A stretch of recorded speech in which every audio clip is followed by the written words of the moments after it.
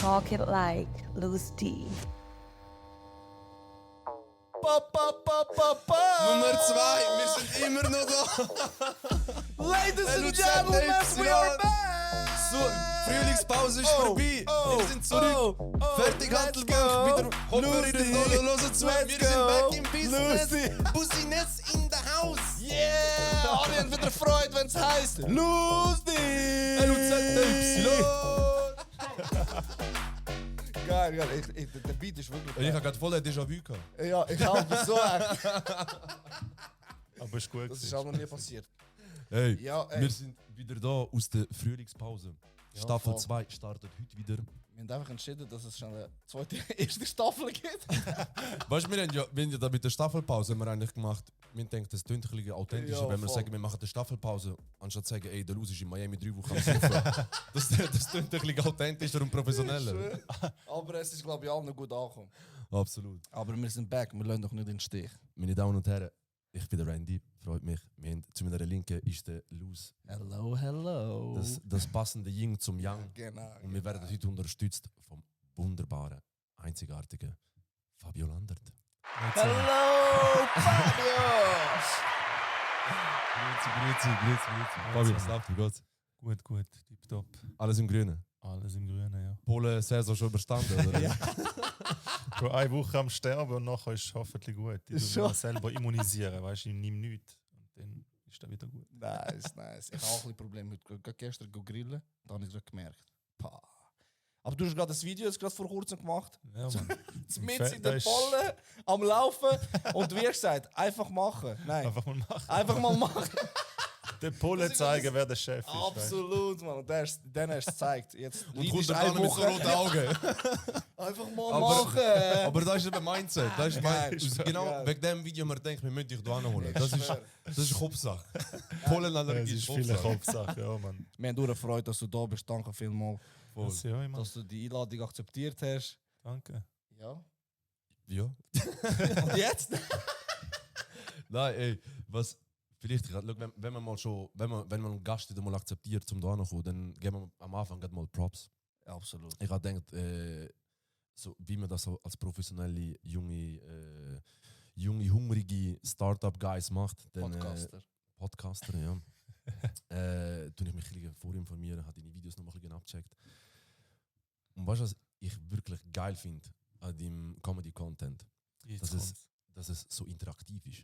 Ah, Weißt, wenn ja. du irgendwo auf der Bühne bist, du machst mega oft einfach, wirkt auf jeden Fall sehr spontan.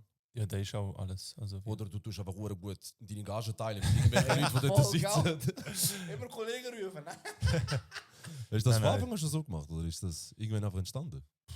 Weil das ist, glaube ich, mit der Zeit ein bisschen gekommen. Also da ist ja, mit der Zeit ein bisschen gekommen.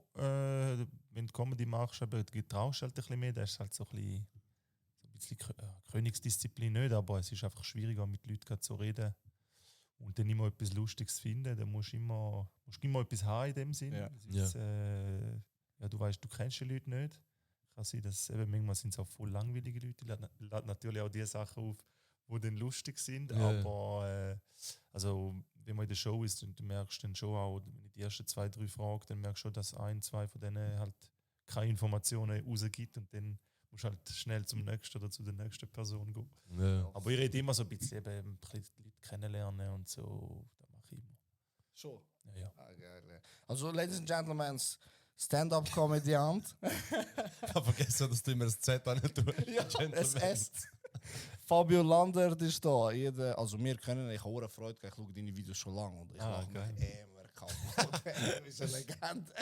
Vor allem, weißt du, wo wir das gefixt haben? Ich habe mit dir die ganze Kontakt gehabt zum Ja, Daniel voll. angekommen. Ich habe mir einen Screenshot geschickt von deinem Profil. Ja.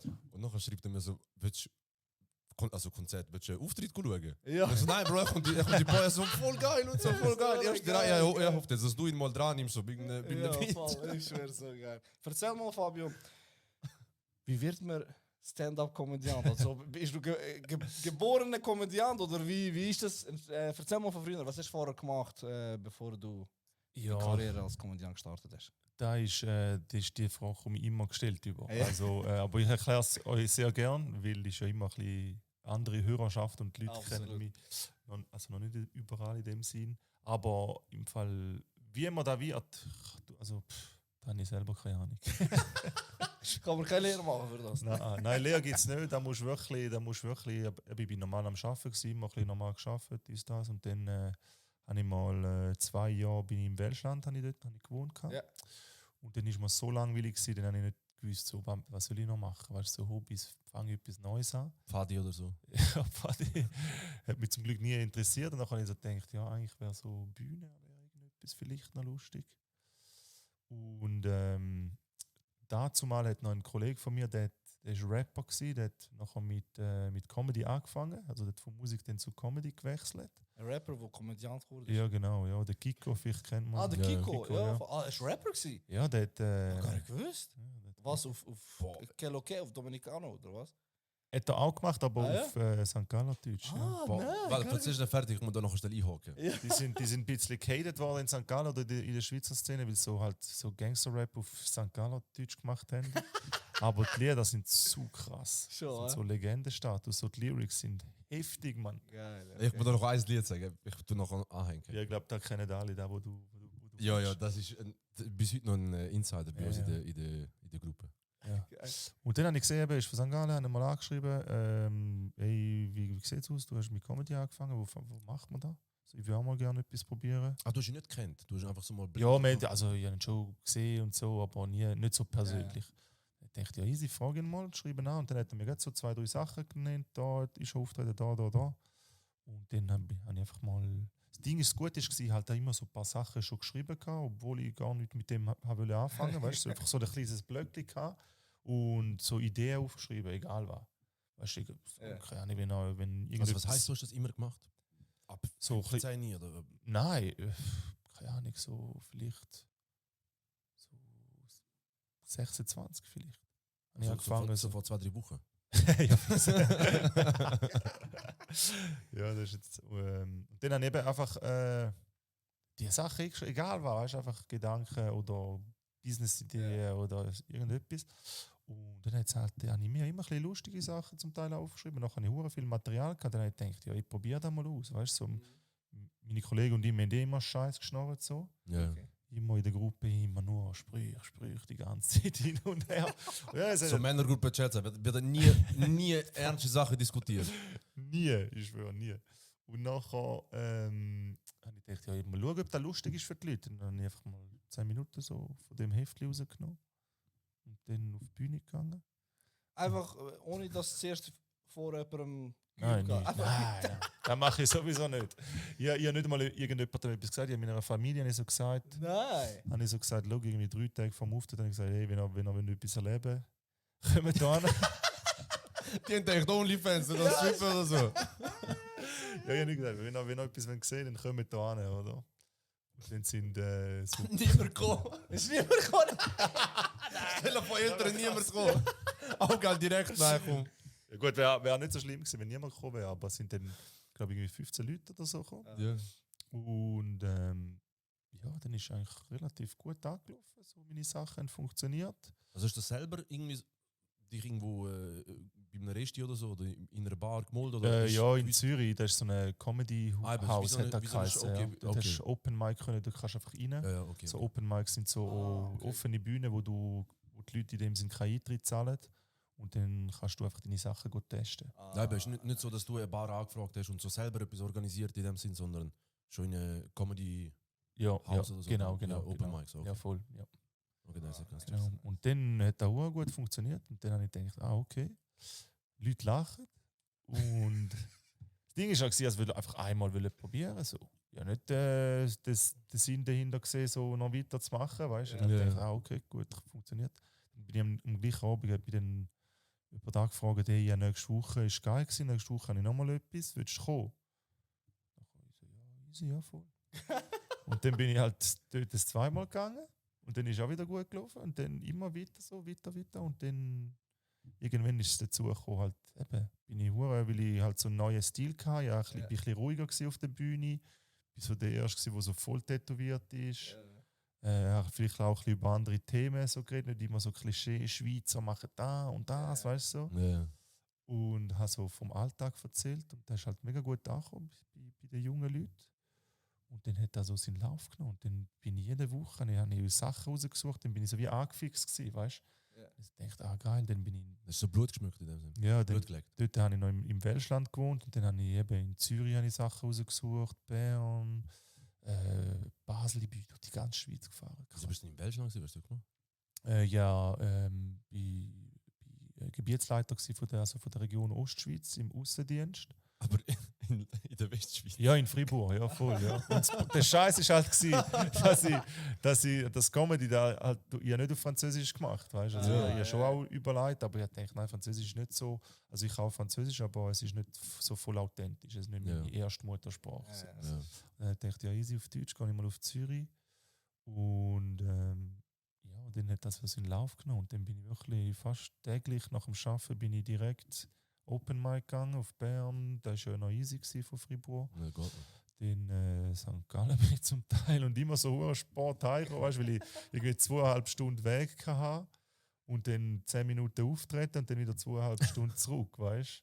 Und am nächsten Morgen wieder arbeiten. Und dann habe ich da halt über ein halbes Jahr gemacht, aber dann ist immer mehr gekommen und irgendwann ist ein SRF gekommen, auf mich aufmerksam worden und so hat alles in den Lauf genommen. Ja. Nice. Und wie lange lebst du jetzt von dem? Oder? ist Ja, seit 3 Jahren mache ich es. Oh, Ist wow. das 3 Jahre? Bist Ja, bei mir ist also ich glaube, niemand hat es so schnell geschafft in dem Sinne. Krass. Ja, bei mir ist wirklich durch die Decke gegangen.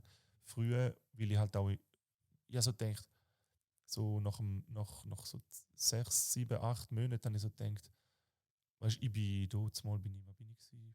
2018, 29. 29 und dann habe ich so gedacht, ja Bro, man, so, jetzt bin ich auch langsam, weißt du, so ein Jetzt bisschen, muss ich entscheiden, was ich mache. ja, Und so. dann ist einfach losgelegt. Ja, und dann bin ich mit etwas komplett Neuem gekommen. Und dann habe ich gedacht, okay, weißt du was? Ich gehe jetzt auf Deutschland. Und wenn da in Deutschland auch, wenn da die Leute in Deutschland auch lustig finden, was ich mache, dann hat da ja noch Potenzial für noch mehr. Ja. Dann bin ich auf Deutschland gefahren und habe dort meine ersten Auftritte gehabt und dort hat es auch funktioniert. Und dann habe ich eben 2019 bin ich dann, so ein Jahr nachdem ich Comedy angefangen habe, habe ich ja dann den SRF-Preis gewonnen, Best Newcomer. Und in Deutschland als erster Schweizer den Nightwash Talent Award. Ja. Boah, geil. Ja, und dann ist von dort an ist dann wie so ein bisschen klar gewesen. Und dann habe ich in dieser Zeit eben gerade auch das Billett abgegeben. Von meinem Auto. Ich war am Aussendienst, Billett müssen abgeben. Ja, schwierig. Ja. Ein bisschen zu viel Party gemacht mit dem Kiko. Dort bin ich mit dem Kiko, mit dem Gabi, noch ein deutscher Kollege, der Dominik Joswiak, der dort in die Schweiz gekommen ist, haben wir Show gehabt und nachher haben wir halt ein bisschen Party gemacht, so, weißt, in St. Gallen. Und dann habe ich ein bisschen etwas getrunken. Aber ich habe schon von Anfang an gewusst, ich lasse das Auto safe stehen. Weißt, ich habe gewusst, ich trinke nie, wenn ich... Das kennen wir, ja. Nein, wirklich, ich schwöre, dadurch bin ich richtiger Schweizer. Also wenn ich so weiss, ich trinke keinen Alkohol, das ist mir zu gefährlich und so. Das Problem war, es hat voll angefangen zu pissen, aber voll. Und wir wollten in einen anderen Club gehen, übergehen. Und dann habe ich gedacht, ja weißt du was, schau, ich mache jetzt so, ich nehme das Auto und fahre schnell 400 Meter quasi an den Bahnhof und tue es dort einfach deponieren. Und genau in dieser Zeit haben wir in diesen 400-500 Metern haben sie mich rausgenommen. Ja, Mann. Aber hast du denn in Deutschland gelebt, ein Zeitchen, oder wie? Ja, bin oder ich, also dort- nachher bin ich dann, also jetzt von, hast du gesagt, 2021, Januar 2021 bis September letztes Jahr. Okay. Habe ich in Berlin gelebt. Also wirklich? fast 2 Jahre, ja. Geil, geil. Aber Jetzt aber, wenn du lebst in... Und jetzt wieder in Zürich. Welcome back. lebst du in Zürich, nicht mehr in St. Gallen? Ja, jetzt gehe ich dann wieder auf St. Gallen. Okay. Die letzte, Wo eine Weltreise hast du gemacht von St. Gallen auf in die Westschweiz. Ja, Berlin, voll. jetzt Zürich, ja, Bro, musst du probieren.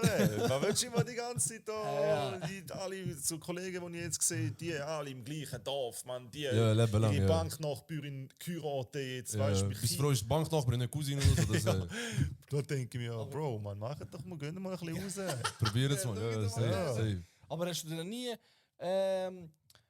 wo du jünger warst, hat er dir nie mal jemand gesagt, hey, man, du bist hure lustig, wieso machst du nicht Stand-up? Oder wie, weißt, ich finde es hure krass, dass du mit 28 oder Ja. entschieden hast, dass du einfach etwas anderes machst und Schnell Ja. die Szene hops genommen hast. Ja, das Ding ist halt, ich habe immer halt so Sprüche gemacht, weißt du? Schon von klein auf. Auch, weißt, auch so vom Kinderhaus aus. So, meine Mutter hat, der ist halt nicht so gut gegangen, hatte ein bisschen gesundheitliche Probleme gehabt.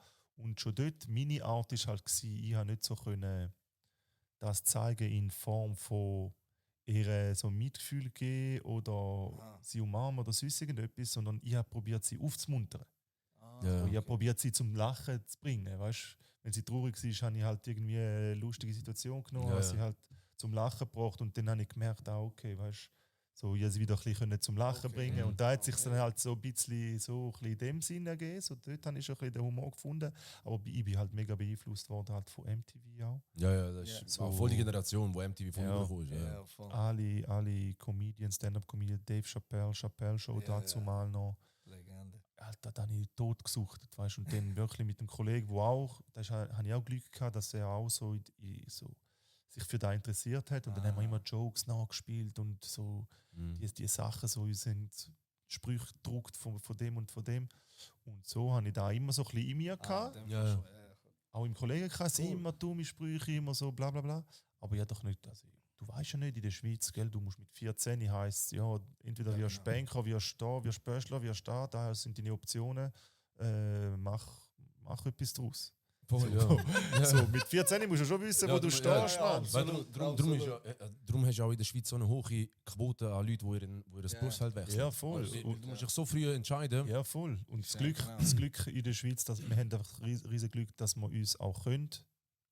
Also wir können auch Ja, ja. Branchen wechseln oder wir können uns auch umschulen lassen, das ist ja kein Problem. Mit sehr vielen Möglichkeiten. Aber ja. trotzdem, so, du musst schon hure früh wissen, eigentlich, in welche Richtung dass es Absolut. geht. Ja, ist Genau. schwierig. Ja. Und da sagt dir keiner, niemand sagt dir, wird Musiker oder wird Comedian, weil, Genau. weil die Leute erwarten alle, dass du Geld verdienst. Ja, du weißt bist du? safe. So Ja. die der Künstlerbereich wird komplett weggelassen. Ja, ja. So in der Kindheit in dem Sinne. Ja, das kulturelle Kreative ist überhaupt Das ist nicht nur ein Ja, Genau. erforscht in voll. der Schweiz. Ja, entweder fängst du an mit Musik und die Leute erkennen, da ist ein gewisses Talent da und dann musst du aber auch jemanden haben, der das voll fördert, weil sonst heisst es, hey, sorry, aber langsam musst du eine Lehrstelle haben, du kannst doch Ja, nicht ja, Klavier genau. spielen, mit dem verdienst du kein Geld, Ja, weißt du? ja. Und ja, Absolut, darum habe ich den Weg in dem Sinne erst dann gefunden, weil ich habe gedacht, ja, ich probiere das mal, weißt du? Und ja, Was hast du da gelernt? ich habe KV gemacht. ganz normal. Das ist auch für mich, KV ist ja, ich habe ja auch das KV gemacht. Das Ja. ist für mich original der Weg, wenn du nicht weißt, was machen, machst du KV. Voll, oder ja, Kanti. das ist so. KV Ja. oder Kanti nicht, das sind so die Voll, zwei. Ich schwöre. Das ist original genau Kann das. nicht jeder. Ja, Kann ja, eben, ja. nicht Ja, die zwei Kanti-Prüfe nicht bestanden, macht auch das KV. Ja, das ist wirklich so. Ja, ist Das ist der Classic. Und nachher irgendwann machst du HF, wenn du nicht weißt, was machen. Das sind so die. Ja. ja, voll. Ja, nice. Aber wenn jetzt von St. Gallen, Comedian als St. Galler, Ja. stelle ich mir noch schwierig vor. Das ist original so der Dialekt, die Region von der Schweiz, wo original alle am meisten haten. Nicht? Ja, ich weiß. Also Ostschweiz. Ich bin ja selber Ostschweizer. So, Ja. Darum, ich hoffe, ich werde das nicht Also kehren. ich- Ich werde ich- kehren ich von glaub- Leuten, wenn ich das sage. Ja, ich glaube, Ich mag gern, aber. ja, Basel und St. Gallen, glaube schon schwerer Stand in der Schweiz. Ja. Ja. Aber keine Ahnung, bei mir ist glaube nicht so voll St. Gallerisch, weißt du? Ja. Meine Stimme ist auch so ein bisschen. Also, da haben wir schon ein paar gesagt, ich bin nicht so. Ja. Weißt du? Das nervt mich selber ein bisschen, bin ich ehrlich. Ja. So voll Ja, ja. St. Gallerisch ist Ja, ja. schon ein bisschen, das nervt Ja. schon, Mann. So Thurgau ist noch schlimmer, finde ich. Dann kommt es immer ein bisschen auf die Stimmlage drauf an, weißt du, was ich meine? Ja, du bist Thurgauer, oder? Du weißt, was lustig ist? St. Galler sagen, Thurgauer sind schlimmer. Und wir Thurgauer sagen, St. Galler sind schlimmer. Ja, aber du hast ja den verloren, den Thurgauer. Ja, das ist Luzern. Ja, ich- Oh Mann, gib! Ich bin sowieso ein bisschen gemischt. Also, Okay. Was sind die eigentlich für Nationalitäten, Mann? Halt, stopp! Schwierig. Was denkst du, was er ist? weil, Ich glaube, mal reingelassen oder mal etwas gehört, du bist Serb, oder? Oder Kroat. Steimer, Braten! Oder? Ich weiß nicht. Er findet das eben so witzig. Weil Jedes das bei Mal. mir, weil das bei mir immer ein Thema ist. Alle Leute fragen mich, Ja. Immer. als ich ihn Immer. kennengelernt habe zum Beispiel. Ja. Unsere Frauen sind befreundet, wir haben uns kennengelernt und nachher fragt mich ein Kollege von ihm, was bist du für ein Landsmann? Und so, ja, das weißt du, so, es sind so 10 Schippis dort am Hocken und ich mit da drin, was bist denn du eigentlich? Und ich schaue ihn so an, weil er mich so dumm gefragt hat, ich so, halb Kolumbianer, halb Tamil. Nachher so, krass, geile Mischung. Ich so, Alter, was glaubt man das an? Ich bin Schweizer. Und nachher, ich bin Schweizer und nachher ich sage ihm das und er glaubt das einfach. Und doch ich so, Alter, wie kannst du mir das glauben? Ich bin jetzt Helfer das, weißt du wie? Ja. Und dann, aber ich habe nicht aufgeklärt. Ich habe gedacht, Ja, du Das bist glaubt. schon 100% Schweizer. ja. Ein Genoss. Was? Er hat 6 Vornamen. Der einzige, den ich kenne, der 6 Vornamen Jo, Mann. Du musst überlegen, jede Episode macht er das. hat. Voll, ja. Ich bin Albaner. Ah, Ja. sehr gut, Mann. Von wo? Von Frieseren. Ah, Kennst du, bist du mal ja. gewesen? Ja, sicher bin ich gewesen. Nein, Mann. geil. Darum hat er keine Uhr mehr. Du weißt nicht, wann ich mit ihnen gemacht habe. Oh! Nein. Prizren ist eine richtig geile Stadt. Schöne Habe Stadt, ich gerne, ja, ja. Wir sind sogar rauf dort am Berg gegessen, weißt du? dort? Kaloja, ja, ich weiß wo, ja. Maschine gewesen. Ah, Ich bin noch nie, ohne Spaß, so. Und ich bin nicht mit, ich habe viele albanische Kollegen. Okay. Also eben, wenn du Fußball spielst in der Schweiz, dann Das ist schon hast du ja, automatisch, ich habe in 3 Vereinen gespielt, einmal eher städtlich, einmal ländlich und wenn du so einen Stadtverein hast, dann alles zusammengemischt. Aber die Ja. Albaner immer die lustigsten Training, die lustigsten Menschen. Albaner sind für mich gehören zu den lustigsten Menschen. Schon. Die haben so einen lustigen Humor, Mann. Ich schwöre. Und Ich eben, finde halt da direkt so witzig. Wo Ja. Balkaner allgemein so Ja. haben. voll. Und eben, ich habe ja die Mentalität ein bisschen gekannt. Und dann hat der Kollege geheiratet, sind wir So der auf, Klassiker. Das erste Mal runtergehen. Ja, immer wegen viel der Hochzeit. Hochzeit. Ja, Immer voll, viel ja, Hochzeit. voll. Sind wir zuerst zu Areka gewesen, im Kosovo. Ah, geil. Und Schon für Prisoner. genau, ja. Und nachher sind wir dann auf Prizren, hat uns ein bisschen Sachen gezeigt und so. So.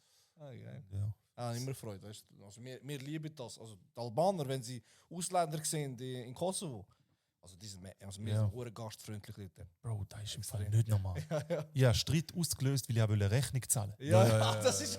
Ich so, hey, ich zahle Leute. Nein, du zahlst nicht, du bist Gast. Du. Ich so, ja, was 20 Euro, da ist nicht so viel. Ja. Du zahlst nicht, ich zahle. Und dann Richtig der andere, hässlich, nein, ja. ich zahle. Und dann sind sie selber am Streiten gewesen. Ja, Und ich so, ja. scheiße, Mann. Was habe ich jetzt gemacht, man? Voll Ja, so ja. einen Familienstreit ausgelöst. Weißt Das du, war zu krass gewesen, Mann. meine Frau ist ja Kroatin. Ja. Und wo ich jetzt erst mal, aber ich bin mal mit ihr auch Bier im Dorf gewesen, vor dem Vater. Ja. Und ich habe die Sprache gelernt, oder? Ja. Und dann wir sind dort gewesen, und noch, das ist in so einem kleinen Kaffee, so Classic Dunen-Kaffee, irgendwo am Strassenrand oben da als Haus, die wohnen drin und die haben keine Ja. eigene Kaffeemaschine, die gehen alle runter ins Bar trinken. Ja, fix. Und ich bin dort gewesen und da oben keine Kaffeemaschine, meine Frau krank, ich gehe mit meinem Schwiegervater runter ins Kaffee. Dann wir dort und nachher kommen irgendwelche Leute rein. Und nachher sagen die so, ey, wir haben gehört, da ist irgendeiner, der unsere Sprache redet, so ein Schweizer. Nachher ich schaue den so an, der guckt neben mir, ich so, das bin ich. Nachher nimmt er so das Handy von ihm führen, macht FaceTime und filmt mich einfach so red. Und nachher ich so, was redet? Ich sehe einfach irgendeinen Typ, der sich voll kaputt lacht auf dem Handy, lacht sich einer voll kaputt und ist nachher dort angekommen, so voll museumsmäßig. Weißt du, hey, schau, einer ist da, bei uns in so einem kleinen Kackdorf irgendwo im Ja, Wald. ja. Mit 3 Geistern und 3 Familien und mehr nicht. Hey, ich habe mich kaputt gelacht. Das ist eben genau der Humor, den ich hure gerne habe. Ja. So, das Direkte, so, man, tu nicht so lachen. Ja, Lach fix. mal ein bisschen.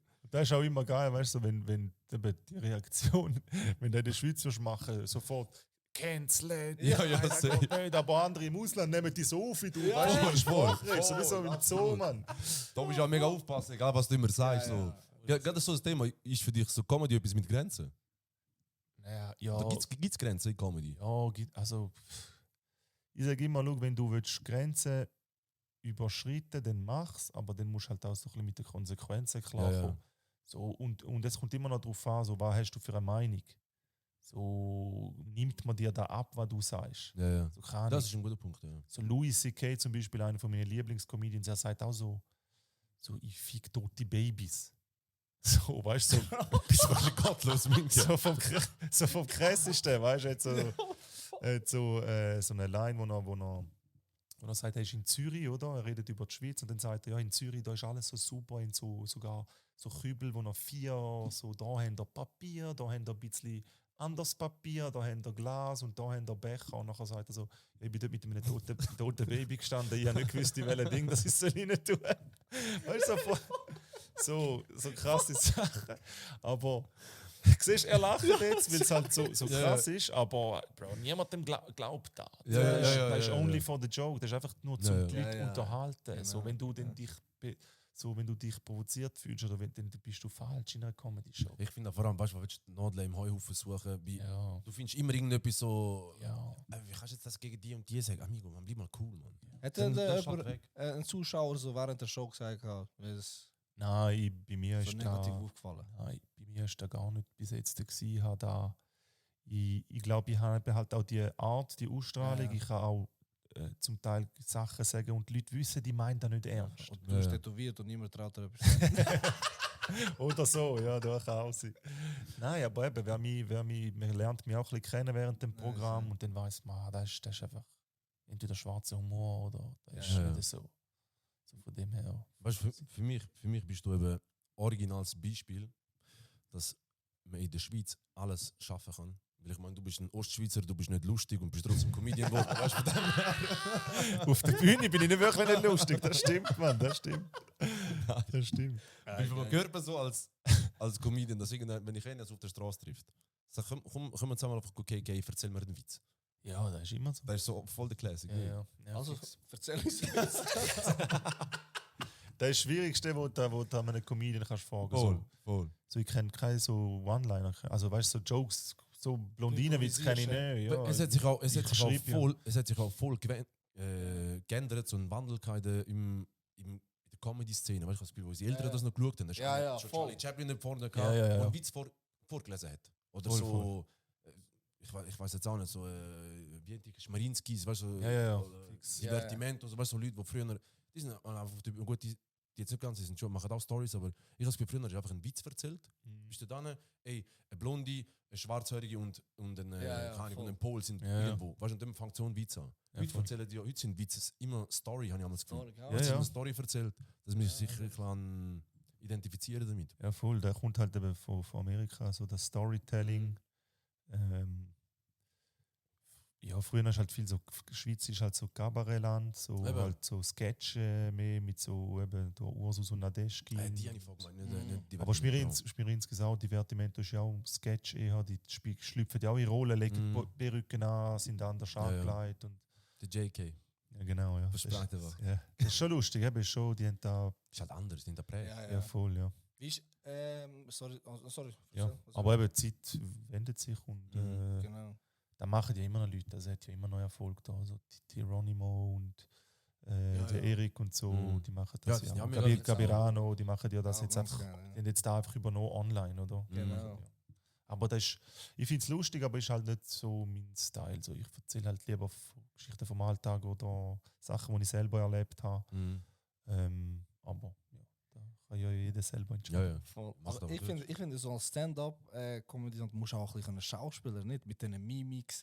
Ja. Weil ich lache mich kaputt, zum Beispiel Kevin Hart. Ja. Ey, da könnte man einfach einen normalen Satz sagen, aber wenn er so schaut. Ja, der ist krass. Okay. Ja, ja, der ist, aber der ist ein Wie Ballon. wichtig, wie Der ist auch wichtig ist mega, der ist auch mega heavy.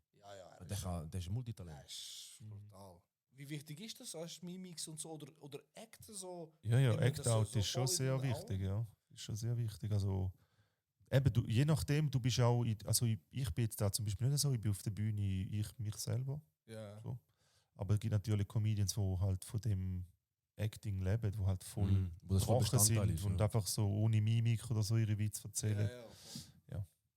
Das ist so jeder ein bisschen verschieden, ja. Aber schau, wenn du schon so gemein bist zu ihm und du sagst, erzähl ihm Witz, hast du eine funny Story, oder? Ich bin wirklich schlecht in dem. Warte schon. Es ist mal ein Albaner. Nein, ich kann nicht. Jetzt kommt gar keine Sinn, vielleicht später. Hast du eine? Funny Story.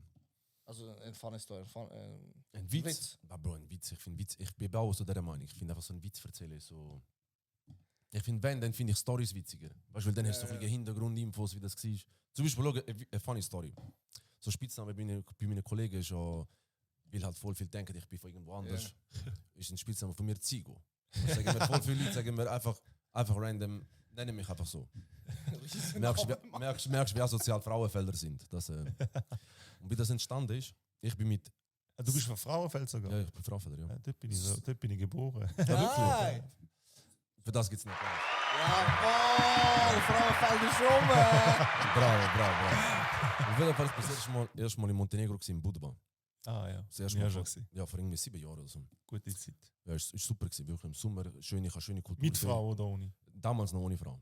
Vor 8 Alles- Jahren, nicht dass es alles heißt, ich bin versieben. Vor 8 Jahren. Weil politisch korrekt, weißt du weißt die Sache. Auf jeden Fall ich dort gewesen, und nachher sind wir 6 Serben und ich sind dort gewesen. Das klingt wie ein Witz. 6 Serben und ich. Wir sind dort am Strand, nachher läuft so eine ältere Dame durch mit so diesen orthodoxen Kopftüchern. Weißt du, so nicht Ja, ja. muslimisch, sondern so so eine ältere Frau, so dort so mit einem riesen Buckel läuft sie durch und dort will Geld verlangen für eine Zukunft aus der Hand lesen. Nachher müssen wir lassen die weiterlaufen. Weißt du, am Schluss zackt die uns ab oder so, keine Ahnung, was die tut. Einer hat abgebissen von uns. Und dann fängt er an mit der reden. Noch irgendwas und die halt auf Serbisch. Und ich damals so kein Wort Serbisch, können nur beleidigen und Bratte und so. Ja. Das sind so die Classics, die man halt so zuerst lernt. Oder? Und nachher wir dort. Und nachher die Frau wird vor allem Hand lesen und so. Und nachher ich so auch gehen, nachher die Seite irgendwie so bam. Nach am Schluss hat der eine irgendwie 10 Euro gegeben oder 20 Euro, keine Ahnung. Ich tue jetzt ein bisschen besser darstellen, ich sage ja 20 Euro geben und nicht irgendwie so 2 Euro. Auf jeden Fall nachher hat sie das gelesen, redet sie mit allen Serbisch und der ganze Strand hat uns gesehen. Weißt, wir sind zu einer Stunde gewesen, wir sind 6, 7 Jungs gewesen, alle dort am Fußball spielen und so, weißt, das fällt ja auf, so ja, Musik hören und so. Noch alle schauen uns so an und die reden nachher Serbisch mit allen, dann schaut sie mich an und macht so, nicht an. Und ich so, Alter, was schnurst du? Und der ganze Strand fängt an lachen. Und dann ich schaue die so an und ich so, ich verstehe dich nicht. Und die hässig, was so eine ältere Dame, packt mich so ein bisschen. Und ich so, was ist los mit der? Ja, und nachher meine Kollegen fangen sich an totlachen. Ich so, was ist los? Und nachher die hat mit mir Rumänisch, Rumänisch. so irgendeine Roma-Sinti-Sprache geredet. Zigo. Zigo. Und das hat so eine Roma-Sinti-Dame, weil Zigo ist eigentlich kein schönes Wort, so eine Roma-Sinti-Dame hat gemeint, ist so fest davon überzeugt gewesen, dass ich einer von ihren Leuten bin, dass sie hässlich ist auf mich, dass ich ihre Sprache nicht kann erwidern kann. Und alle anderen sagen, ich habe gedacht, das ist die gleiche Sprache. Weil Aber krass, Mann. so ist der Spitzname. So ist der Das ist nicht Spitzname. normal. Ich habe auch einen Kollegen, der ähnlich ist wie du. Also brutal hübsch und ein geiles Tier. Oder was meinst du? Ja, nein, auch ein Zigo. Auch ein Zigo, das wollte ich sagen. Nein, aber dort ist auch, bei dem der ist auch auf alles tippt worden, aber kein Schweiz. Aber bei dir ist ganz krass. Wie tust du dich? Du hast ja vorher gesagt, du tust dich so ein bisschen vorbereiten. Du tust dich so ein bisschen anhand von, also du schreibst es auf und. Ja. Aber du Stichwort. improvisierst sehr viel, gell? Ja, auch eine Show, die ich nur da mache. Schon. Also ich habe ja zwei, also ich habe einmal das Programm, wo ich normal auf Tour bin. Das ist jetzt Unter die Haut heisst das. Ja, Ja, voll, das ist genau. geschrieben, da Ganz habe ich geil. geschrieben, das sind Sachen, die ich erlebt habe, die ich rein tue. Du kommst auch eines zu Luzern, glaube ich. Ja, Luzern Kleintheater. Ja. Ja. Ja, voll geil. Das lade ich euch gerne ein. Am 22. Entschuldigung, verkaufen wir Tickets. 22.05. habe ich gesehen. 22.05. Ja. Und ist bald ausverkauft, also Ja. Geil. ja, nicht mehr Ganz so geil. viele Plätze. Und eben dort spiele ich normales Programm, das ich geschrieben habe jetzt Ja. über die letzten Jahre. Und dann habe ich eben die Show einfach mal machen. Das ist dann Crowdwork, wo ich nur mit dem Publikum rede. Also Crowdwork heisst das. Ja, nur mit dem Publikum reden. Ja. Genau. Das ist einfach mal machen. Ja. Ist das? Ja, voll. Nein, das ist einfach quasi so ein Abklatsch davon. Weil das Problem ist, die Videos sind nur gut. Ja, voll. Die Videos können wir gut. ja, Was für ein Satz. Problem ist, die Videos sind voll gut angekommen. Ja, Schönes Problem. Ja, in dem Sinne ein Problem, weil ich mich ja nicht will als so Online-Künstler darstellen Ja. Ja. oder Online-Comedian. Und dann habe ich gedacht, wie kann ich da so ummünzen, so wie kann ich etwas aus dem machen, wo live auch stattfindet. Und dann habe ich gedacht, ich mache eine Crowdwork-Show und das hat es in der Schweiz noch nicht gegeben. So, Ja. ich bin der Erste, der das gemacht hat in dem Sinn. Und ja, eben, das ist schon gut angekommen. Und jetzt, ich gehe 45 Minuten auf die Bühne, rede nur mit dem Publikum, probiere Sachen rauszufiltern, die Leute ein bisschen roasten, wie sie aussehen, was sie machen im Leben, bla bla bla. Und das kommt mega gut an. Und dann in der zweiten Hälfte, oder ich habe dann noch einen Gast, der tritt dann in der ersten Hälfte einmal 10 Minuten auf, der macht selber auch Material nur. Also was heißt bewusst, einer, der das vorher schon weiß oder aus dem Publikum? Nein, ein Comedian oder Comedian. Nicht einfach einer aus dem Nein, das ist dann einfach noch der Special Guest an dem Abend. ja. Und dann gibt es eine Pause und in der Pause dürfen uns die Leute Fragen stellen, egal über was.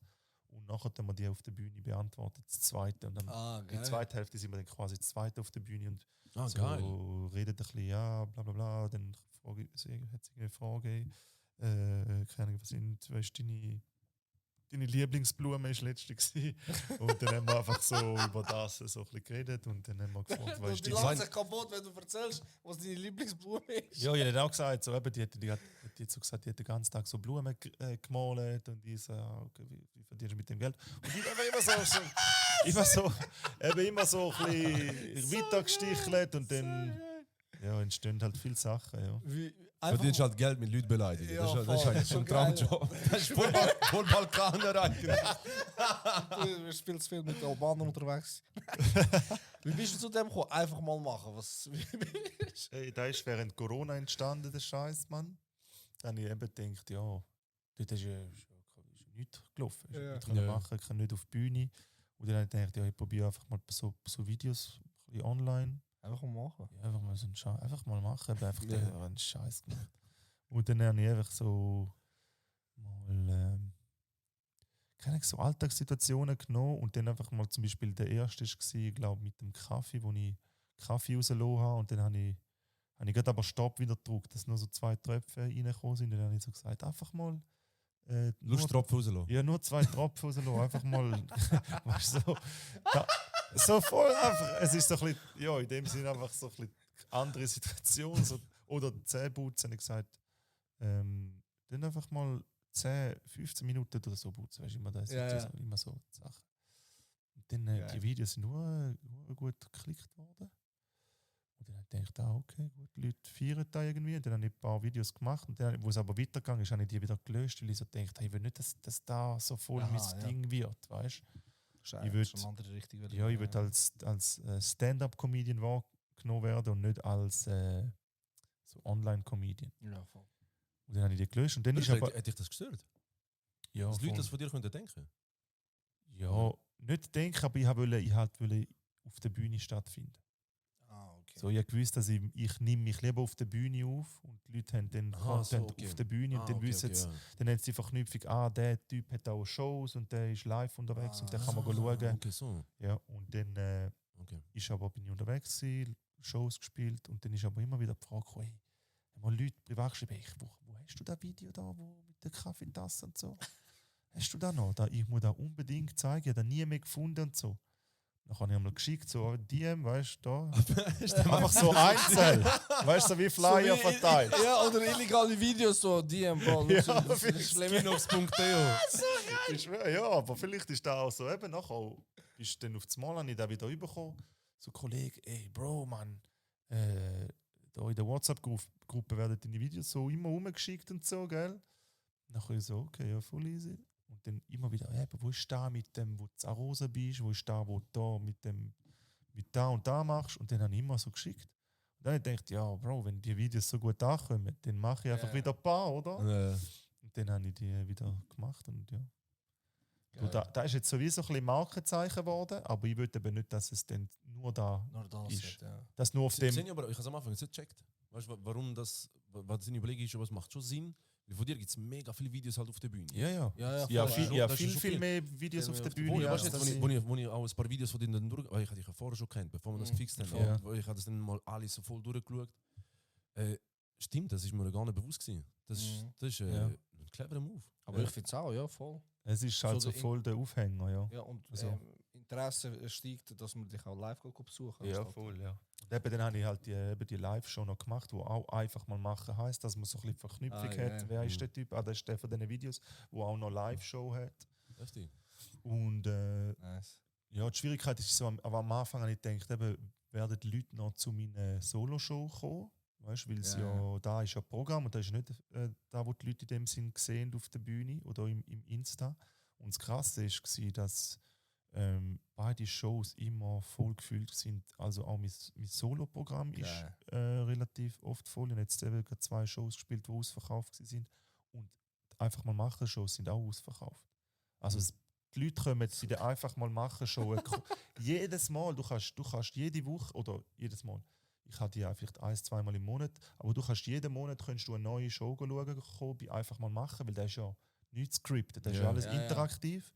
Und du kannst aber mein Programm vielleicht 1 oder 2 Mal im Jahr schauen und vielleicht schauen, wie sich es ein bisschen verändert. Aber da bleibt eigentlich immer relativ stabil. So, aber dann habe ich halt die Crowdwork-Show, wo du einfach jedes Mal jeden So Monat geil. könntest du neu. Und Neu erleben. dein Programm, weil du bist auch in Deutschland ja aktiv gewesen, oder? Ja, Bist ja. immer noch aktiv? Ja, voll, ja, immer noch. Ja. Ist dein Programm einfach, du es einfach übersetzen oder machst du etwas anderes auf? Nein, ich Sind schreibe Jokes, eben, sind Jokes übersetzbar in dem Sinn? ja schon, aber du musst halt schauen, eben, wenn zum Beispiel, wenn du so, keine Ahnung, wenn du sagst, ich gehe in die Migros, kannst du nicht sagen, ich gehe in die Migros, Ja, in gehst Deutschland musst du sagen, ich Edeka gehe in Edeka oder Rewe oder so, musst du so ein bisschen anpassen. Halt die asoziale Version von Ja, Penny ist noch, da kannst du nicht mal vergleichen mit irgendetwas in der Schweiz. Ja, ist für mich mein Selekta. So ein kaputt. Ich schwöre, Penny sind einfach so 4 Selectas nebeneinander. Voll, aber eigentlich. so alles, weißt du, so halb kaputt, die 3-mal Maschinen springen, das ist rausgeht. Zwar Ottos ist auch noch ein bisschen so. Oh, das darfst du auch nicht sagen, ist ein Luzerner. Ja, Bro, ich bin maximal Fan von Otto, Mann.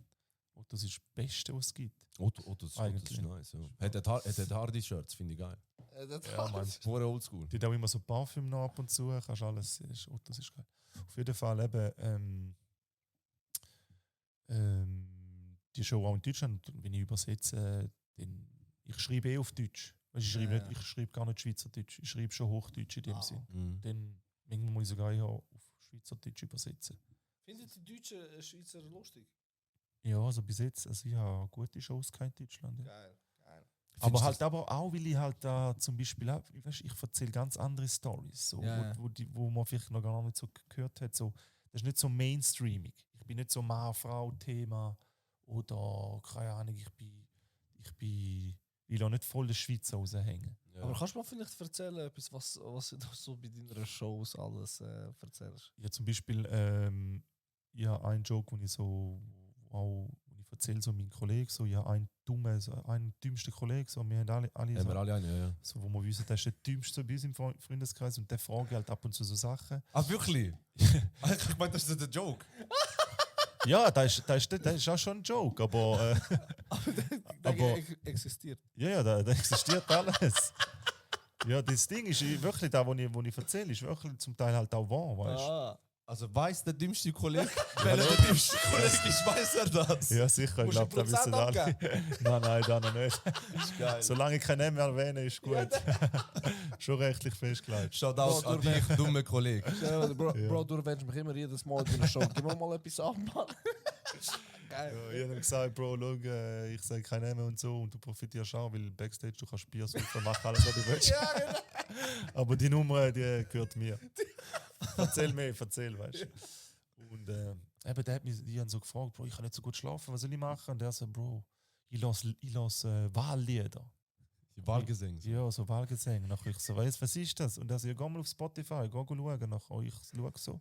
Und dann sagt er so, da geht 4 Minuten 29, wo du nur Wahl hörst. Und dann mache ich so die Wahl noch, weißt du, so voll, so 10, 15 Sekunden mache ich einfach Wahl noch. Und dann habe ich gesagt, eben, und das sind erst 10 Sekunden gewesen, dann geht noch voll lang so weiter. Nachher ich so, Bro, bitte, mit dem Scheiß kannst du schlafen. Und er so, ja, du musst schon zur Minute 4,22. Nachher ich so, Alter, du hast einen Lieblingspart. So im Wahllied. Weißt du? So, er findet die Stelle, findet er voll geil. Toucht ihn voll. Toucht ihn voll. No, ist er, Bro. Das Man. klingt doch immer gleich, nicht? Ja, eben, es klingt immer gleich. Nachher, er feiert die Stelle voll, weißt du? Nachher machen wir so ein bisschen über da lustig und ja, die Nummer geht halt noch viel weiter. Ja, aber Dann, klar. Aber das sehe ich. machen nur viel so mit Wassergeräuschen und so. Ja, einschlafen. ja, so Naturklang und so. Ja, Regenwald und so, das ist schon. Ich bin jetzt gerade vor kurzem in Thailand, das ist auch eine lustige Ich bin Story. vor kurzem Wahl am Zuhören. Nein, nicht mal. Nein. Wir haben den Clip gedreht und da ist gerade der Arber, der EAZ, wir sind zusammengeguckt und daneben uns ist noch ein anderer Kollege, ein Italiener, ist noch ein älterer Italiener. Ja. Und der war zudeckt, hat seine Augenbinde angehabt, voll mit Decke bedeckt. Und am Einschlafen und seine Kopfhörer da. Und dann, wir sind auch so zusammen, probiert einschlafen. Oder herzig. Ja, voll. Und dann plötzlich macht so weißt du, plötzlich so Wassergeräusch. Und ich so im Arber, so, Bro, was ist das, weißt du? Er so, Bro, keine Ahnung. Ich so, Bro, ich glaube, die sind am Kochen, weißt du? Ich voll Deutschland, weißt du, wie wollen die kochen dort? Ich flog hin. Weil die sind immer, die Stewardess sind immer in die reingegangen. Ich sage, man, die machen etwas. Wir voll am philosophieren. Aber nein, ich glaube, Wasser, etwas mit Wasser ist kaputt. Und ey, das ist 2 Stunden gegangen. Und wir, Wasserleitung ist ja, relativ- ich bin mir ganz noch mal überlegen, was ist das? Und dann ist der Arbeiter so runtergegangen. Und dann hat er mit dem rechten Ohr gehört, so aus dem Handy ist es gekommen, weißt du, beim Wassergeräusch. Und voll Lautstärke. Und wir so, ey, Mann, weißt du, machen wir ihm so, er nicht aufgestanden, er schaltet ihm ab, der Arbeiter. Dann macht er wieder laut. Und dann wieder abgeschaltet. Und nachher, bis er aufsteht und er sagt so, ich hab gedacht, meine Kopfhörer sind kaputt. Er hat die ganze Zeit gedacht, dass er mit dem Kopfhörer am Lassen war. Darum hat er immer Lautstärke aufgemacht. Alle haben das gehört, ey, wir haben uns kaputt gelacht. Ey. Wir alle haben gedacht, und das war schon laut gewesen. Alle haben gedacht, Gott weiss, was ist da passiert. Ja, schau, jetzt wegen Kopfhörer. Dort hast du mich letztes Mal touched mit einem Video. Touch, ich habe nicht gewusst, dass das andere Menschen auch machen. Du hast gesagt, dass du... Lautlos. Genau, ich bin auch ein ÖV-Fahrer, ich habe die gleiche Problematik mit der Autoprüfung wie du. Aber ich sage einfach immer, ich bin voll der Öko und es geht eigentlich um die Umwelt, das klingt ein bisschen besser als... Ich darf nicht mehr Auto fahren. Gut, mittlerweile darf ich wieder, aber mit Zug bist du gut. Als Schweizer fährst du Zug, oder? Jetzt, wo ich weiss, dass du 100% Schweizer bist. Du hast sicher auch GA und so Zeug. Nein. Oder halbtags. Ich habe ein Streckenabo. Okay. Ich habe Streckenabo. Halbtags hätte ich dir schon okay. Schon ein bisschen Zeit gehen, nur Strecken. Ja, voll geil, wirklich. Das passt Weißt du warum? voll zu dem. Weil ich müsste von dort, wo ich muss einmal umsteigen und das wäre wie eine Zone mehr. Und dann müsste ich die Zone mehr zahlen, darum ich fahre einfach immer die Zwischenstrecke, ich fahre in schwarz. Dann sage ich einfach immer, ich fahre... Doch so, okay. Das ist... Aber ja, weißt du, ich bin halt Frauenfelder. Du kannst... Auf jeden Fall, dort hast du mich so angenommen, dass du einfach Kopfhörer drin hast und nichts los ist. Ja. Weil irgendwann, ich weiss noch, früher haben alle mir gesagt, ja, weißt du, ich höre voll viel Musik, Musik berührt mich, wo ich brauche Musik, ich muss Musik hören. Ich habe das Gefühl, heutzutage hören viel weniger Leute Musik. Also weißt du, so, einerseits oder Podcast oder einfach Videos. Also manchmal einfach mal nichts hören. Einfach mal machen. Ja, fix. Einfach nicht hören. Einfach mal nicht machen. Und denke das erste Mal irgendwie so 2 15-Jährige, wie so sagen, dass am Wochenende 3-4 Leute abgeschlagen haben. Also, weißt du, von dann denkst du, ich muss wieder irgendetwas los. Lieber Wahlgesang los, 1 Minute 42 als andere Sachen. Nice. Was denkst du, Comedy in der Schweiz? Wie kann man da Erfolg haben? Im Gegensatz zu Deutschland ist er, glaube ich, sehr gut.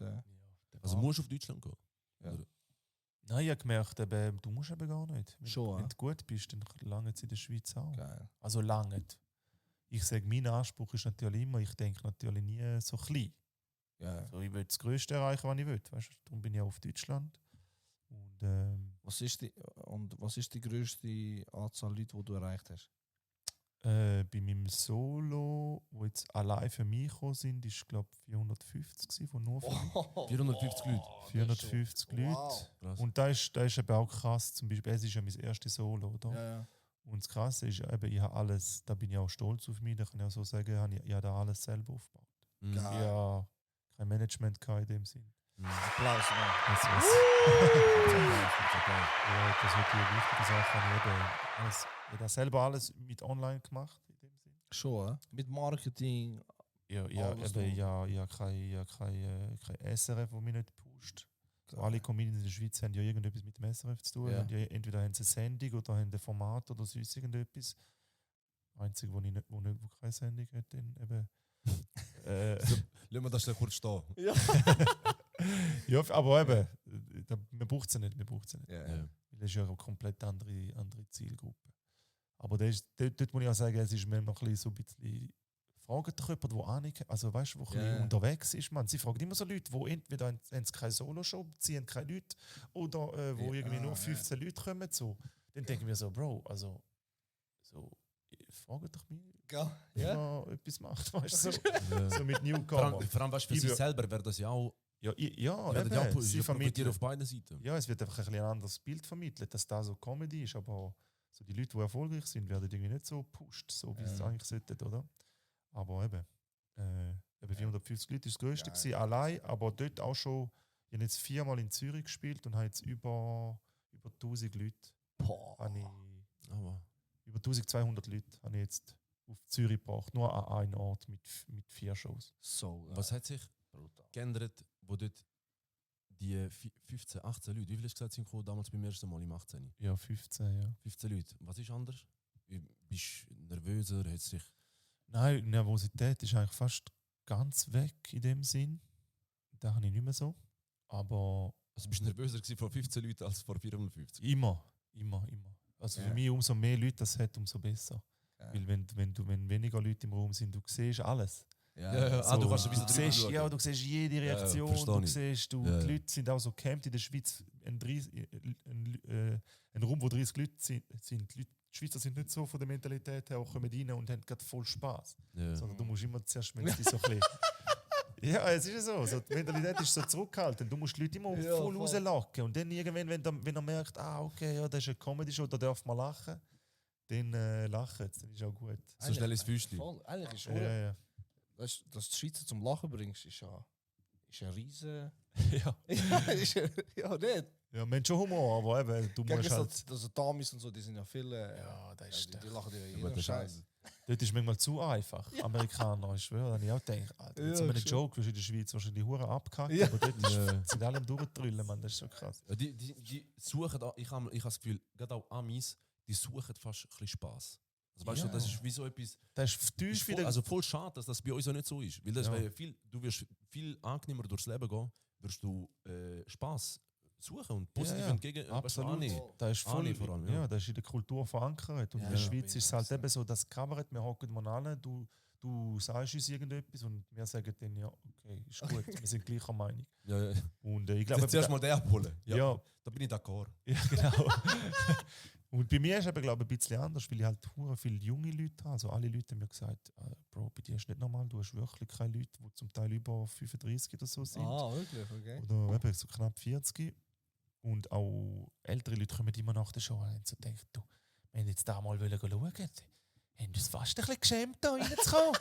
So viele junge viele Leute, das Junge. haben wir noch nie erlebt. Da.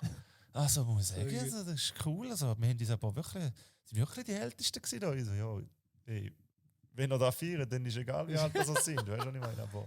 Aber das finde ich gut. Eben, das zeigt auch, dass die Jungen, dass sie ein bisschen etwas anderes haben. Ja, voll, So. voll. Und das ist cool, ja. Aber ich kann da jedem empfehlen, Comedy-Shows sind, Alter, das ist Nice. zu geil. Das ist Was, wirklich geil. was schaust du selber, was konsumierst du selber, wenn du lachen willst? Außer deinem Kollegen Leute, dem Dummen.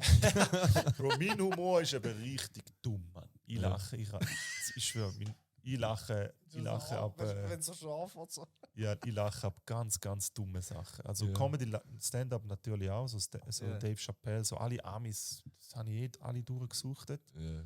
Aber wo ich am meisten muss lachen, sind so die Verschreckvideos.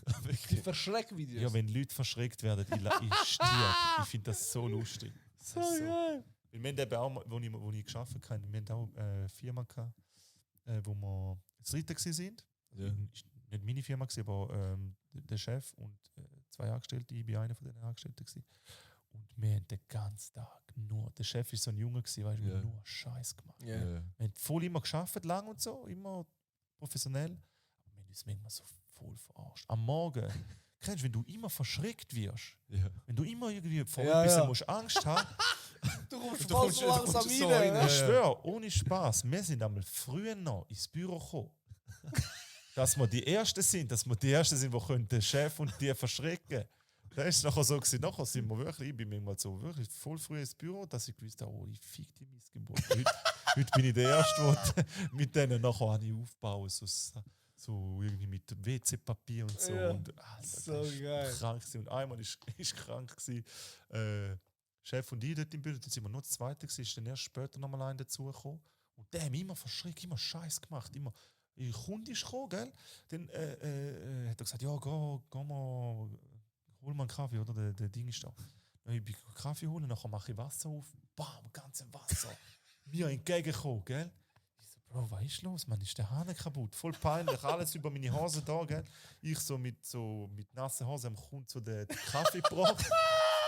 Und Bis nachher, Rosialo. nachher mein Chef so, du, ist der Hahn kaputt?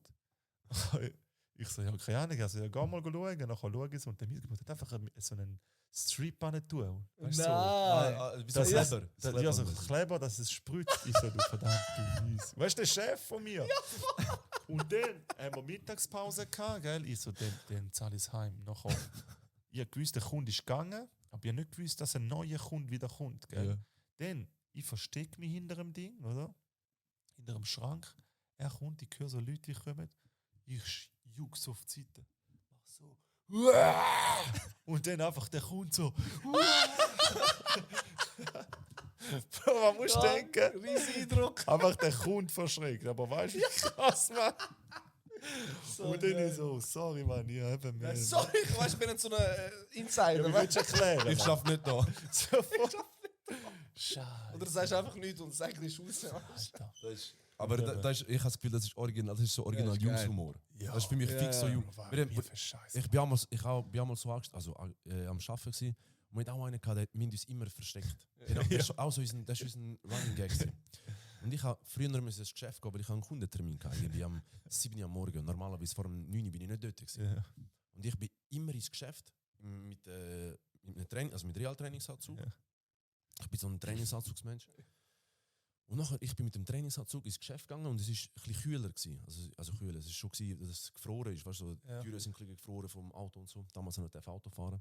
Schöne Erinnerung, by the way. Auf jeden Fall, nachher, wenn ich ins Gebäude reingehen, musst du wirklich anspringen, weißt du, an die Tür. Ja, ja. Also nicht von weitem so, aber wenn du den Schlüssel rein tust, kannst du springen, dass es aufgeht. Ja, ja. Und dann ich halt so dort durchgegangen, mit dem Adidas-Trainer laufen dort so rein. Und nach am 7 Uhr morgen, ich dort am Arbeiten, nach 10 Minuten, klopft es an der Schiebetüre vorne, Ja. im Kundeneingang. Ja. Und ich habe gemeint, das ist der. Und ich so, mach komm, er hat den Badge vergessen. Und ich so, komm, ich lade dich extra draussen früher, weil da mit meinem Stress ist. Ich habe weiter etwas machen und ich habe mich in dieser Zeit schon umgezogen. Also ich habe einen Anzug angehabt, weil ich habe gewusst, mein Kunde kommt jetzt gerade, weißt du? Ja. Und dann ich dort, nachher klopft es wieder. Aber hure weit, weil ich bin etwa 7 Meter weg von der Schiebetüre. Hey, und nachher, ich so irgendwann, ich stresse mich nicht. Hey, noch ich laufe vor, ich sehe 2 Cops, so mit der Waffe dort. Weil ich habe auf einer Bank geschafft dort. Hey, und noch ich sehe 2 so dort am Stehen. Ja, und im ersten Moment, ich habe nur Waffe gesehen, weißt du, ich so, ja, was ist denn los, Mann? Und dann schaue ich die so an und die machen mir so. Hey, und ich so, okay, ich mache Bier leider rein, aber ich etwas sagen. Dann macht er mir so, mach die Tür auf. Mach ihm so die Tür auf. Und dann sagt er mir, gang nicht rein. In so ein separates Räumchen habe ich dort müssen, nein, sorry, ich habe raus müssen. Dann bin ich draussen gewesen. Dann haben die etwa 15 Minuten lang das ganze Gebäude abgesucht. Ja, das ganze Gebäude abgesucht. Und nachher kommen sie zu mir, kannst du da reinkommen? Dann komme ich rein. Dann sagt sie mir eine Alarmmeldung gehabt. Und dann ich so, wieso? Und ich bin wieder zu meinem Arbeitsplatz gegangen und ich habe mit dem so geredet. Dann sagt da, jemand hat da angerufen und gesagt, jemand ist eingebrochen mit den 3 Streifen an der Hose. Jo! Ich schaue runter und ich sehe die Hose von meiner Trainerhose lampen wie Feuer, weißt du? Ich mit dem Fuß am Hinteren tun. Und ich so. Und ich habe mich so geschämt, dass. Weil mir haben alle immer gesagt, du bist voll der Penner, Mann. Gang nicht in die Bank arbeiten mit Tränen. Und ich so. Dann ich schaue den so an und ich so. Also ich weiß von nichts. Dann ich habe den Teil so hintergeschoben mit dem Fuß. Adidas, dann sind sie da gegangen. Dann kommt mein Chef und sagt, das ist Alarmmeldung, bla bla, dies, das. Und ich schaue ihn so an.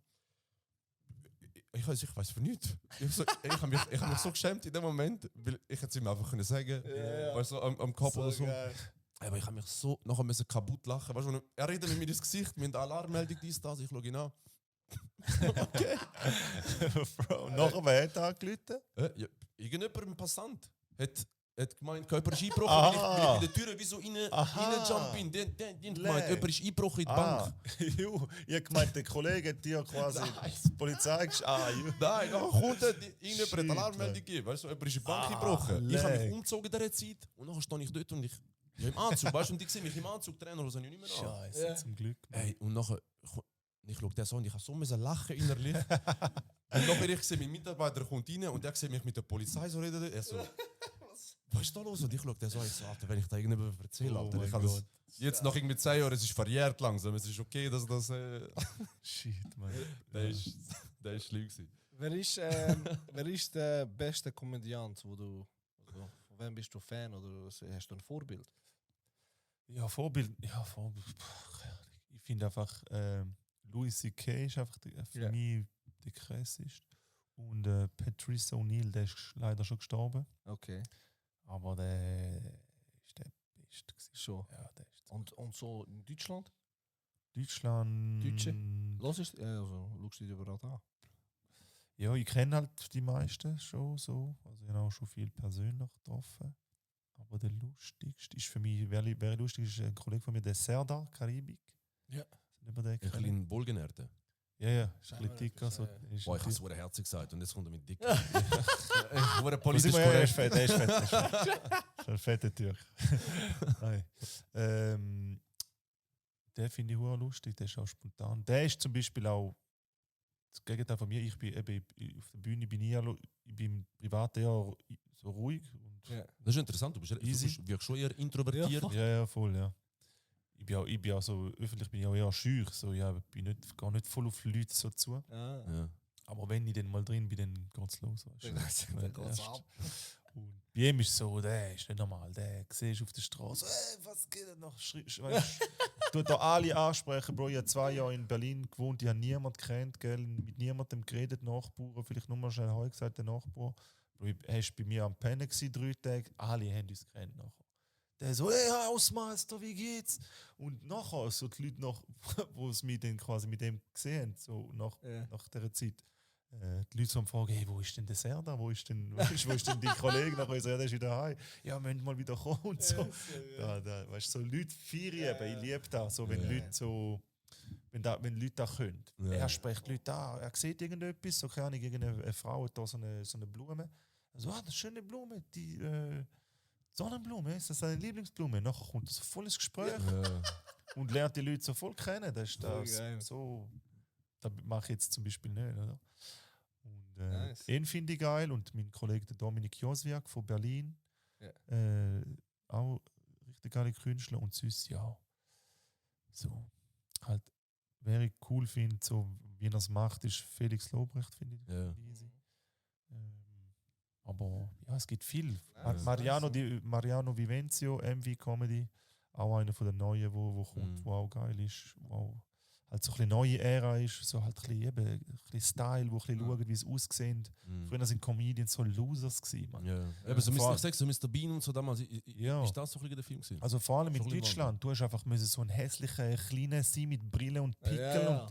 und du hast nicht dürfen gut aussehen und in Amerika hast du ja eben, Comedians sind Rockstars, man. Ja, absolut. Die sind gleichgestellt wie mit der Rap-Szene. So. Ja. Das ist die gleiche. Und in der Schweiz oder in Deutschland ist halt. Jetzt müsstest du noch gut aussehen, dann. Das ist auch sehr, aber ich bin froh, dass du mich nicht gut aussehen findest. Nice. Und ja, eben. Das ist, in Deutschland musst du halt so ein bisschen der Loser sein oder der Dicke sein und dann bist du lustig. So ein Aber, bisschen Mitleidshumor. ja, voll. Die Mitleidsschiene, meine ich. Ja, voll. Aber eben mittlerweile die Leute schauen, Comedians schauen, wie sie aussehen, wie der Lifestyle ist und bla bla bla. Verstehst du, dass Leute dich lustig finden? Also findest du dich selber lustig? Boah, da. Das ist gut. Ja, es wäre blöd, wenn ich würde sagen, ich finde mich nicht lustig, weil dann denken die Leute so, was machst denn du auf der Bühne, Mann? So, du bist ja nicht irgendwie, du denkst ja nicht, scheiße, ich kann kein Auto fliegen, ich kann da voll nicht und dann Bist gehst Garagist, ja, bist Garagist. Aber ja, ich finde mich eigentlich schon lustig, aber eben, ich verstehe auch, wenn da Leute nicht lustig finden. Ja, Humor ist voll vielfältig und absolut. verschieden. Absolut, ja. Und ich glaube, es ist einfach wichtig, dass du deine Leute findest, die den gleichen Humor teilen und dann kann nichts schief gehen. Ja. Und bis jetzt hat es ganz gut geklappt. Die Leute kommen auf jeden Fall zu den Shows, also irgendetwas mache ich schon richtig. Ja. Was ist denn so das Ziel? Was willst du erreichen? Was ist so der Big Dream? Ja, das Ziel ist einfach weiter wachsen, so wie ich bis jetzt gewachsen bin. Natürlich Social Media noch ein bisschen weiter pushen. Weiterhin von dem können leben. Also ich kann mich echt nicht beschweren.